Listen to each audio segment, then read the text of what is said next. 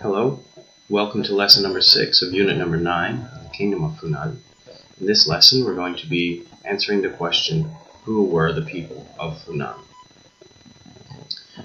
Actually, historians are not sure about the ethnicity of the Funan people. However, most historians agree that Funan people were likely Khmer people, or of Khmer ethnicity. So that means that the Khmer people of Funan were likely the ancestors of modern-day Khmer people living in Cambodia. That being said, there is archaeological evidence which suggests that there were Malaysian people living in coastal towns and cities in Funan, and they had lived there since the 1st century AD or CE. Alright, so the ethnic Khmer people would likely have been the rulers, the king, the government officials of Funan. However, the Malaysian people played a very big role in trade. So the Malaysian people were known as master shipbuilders. They were very good at navigating the oceans. So they would have built the ships and navigated the ships on which Chinese and Indian merchants, and possibly Arab and Persian merchants, for that matter, would have traveled on. Okay, so they provided this very important service for merchants coming from overseas. Right.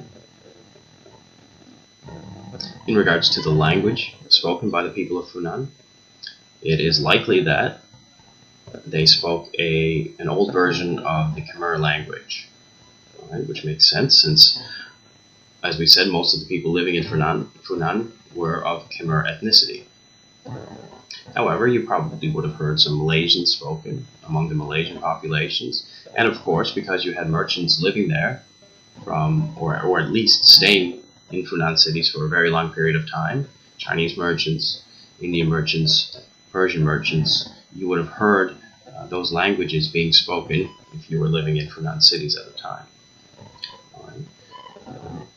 In addition to those languages, Sanskrit was also used among the upper classes, among royalty, government officials, and religious scholars.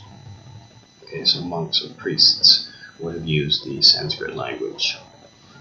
Sanskrit, of course, is a language from India, so it would have been imported, brought to Funan by Indian merchants, whereas Khmer was a local language or an indigenous language used by the local people.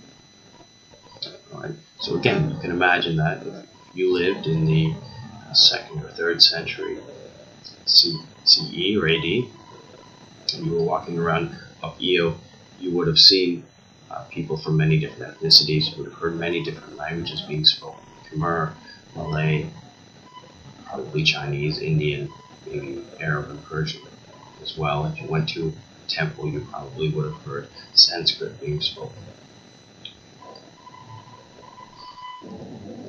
That's it for this lesson. Thank you very much for listening.